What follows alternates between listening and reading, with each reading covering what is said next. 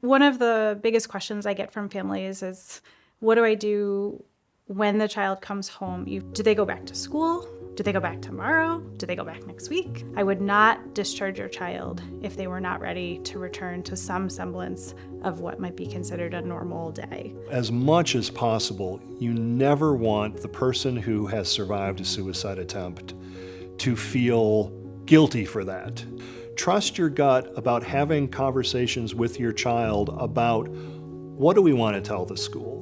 Why do we want to tell them what we're going to tell them? How are we going to navigate that? That does two things. That conveys to them that you trust them enough to be involved in the important decisions about going back to school. And it says to them, there's nothing shameful here. We're just trying to make sure that your return to school is as smooth as possible. You tell the school what you think the school needs to know and what you think they can handle knowing.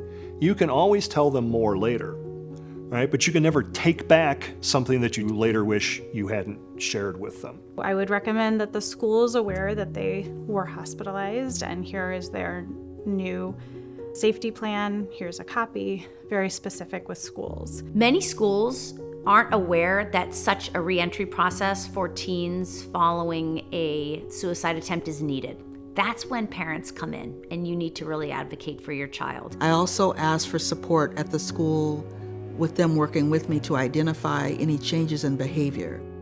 We did not stop him from swimming or doing his drama club activities because he loved that.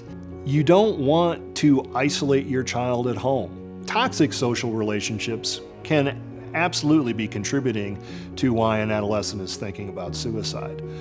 But positive social relationships can also be hugely protective for them. You want them going to school, participating in their normal activities, spending time with their friends.